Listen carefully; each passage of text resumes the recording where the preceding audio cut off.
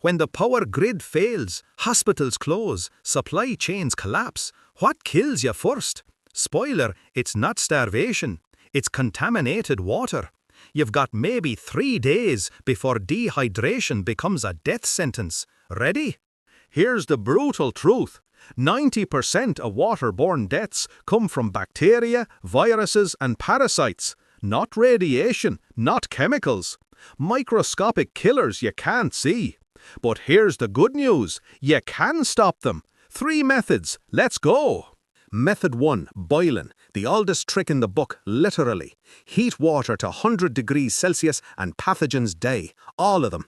Bacteria, gone. Viruses, eliminated. Parasites, finished. One catch though, you need fuel. Lots of it. Boiling works because heat denatures proteins in microorganisms. They literally fall apart. But here's the problem. Roll and boil for 1 minute kills most pathogens. High altitude? You need 20 minutes, and that's a lot of firewood you won't have. So when should you boil?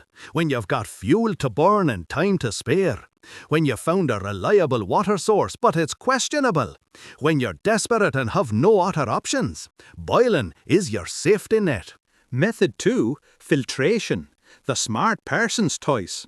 Sand, gravel, charcoal, layers that trap particles like a microscopic cage. Build it yourself with found materials. No fuel needed, just gravity and patience. Here's how it works. Dirty water enters the top layer. Sand catches particles. Gravel catches bigger stuff. Charcoal absorbs chemicals and odors. Clean water drips out the bottom. Brilliant, right? But there's a massive limitation. Filtration removes particles and some chemicals, but not viruses.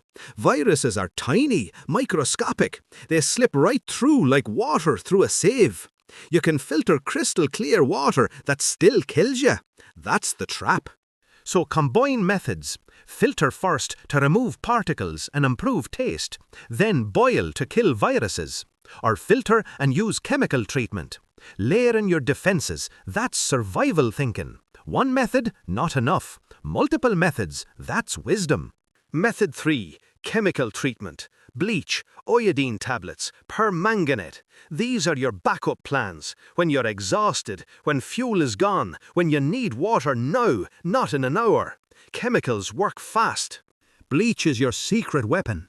2 drops per litre. Wait 30 minutes. The chlorine oxidizes pathogens, destroys them at the molecular level. Cheap, shelf-stable, effective. The catch? It tastes terrible, but terrible beats dead. Iodine tablets? Different approach. Iodine penetrates cell walls of pathogens and disrupts our DNA. 30 minutes and you're safe. Lightweight, perfect for bugging out. But pregnant women and people with thyroid issues, stay away. Here's the reality check. Chemical treatment works best on clear water. Sediment blocks chemicals from reaching pathogens. So filter first, then chemically treat. You're building redundancy, building survival insurance. Now, the uncomfortable truth. No single method is perfect. Boiling uses fuel you might not have. Filtration misses viruses. Chemicals fail on turbid water. So what's the answer? You need all 3. You need options. Build a filter system now. Store bleach. Grab iodine tablets. Keep firewood stockpiled. When collapse happens, and let's be honest, it will, you won't be scrambling. You'll be prepared. DIY filter. Layer a container with cloth, gravel, sand, more cloth. Takes 30 minutes. Costs nothing. Removes 90% of particles. Start there. It's better than nothing. Better than dead. Boiling. 1 pot, 1 fire, 15 minutes per litre. Slow but guaranteed. Every pathogen dies. Every virus eliminated. It's the nuclear option. Expensive in fuel, but absolutely reliable. Chemical treatment. Fastest option. 2 minutes to add bleach. 30 minutes to wait. Lightest to carry. Most practical for mobile survival. But requires planning. You need supplies before disaster strikes.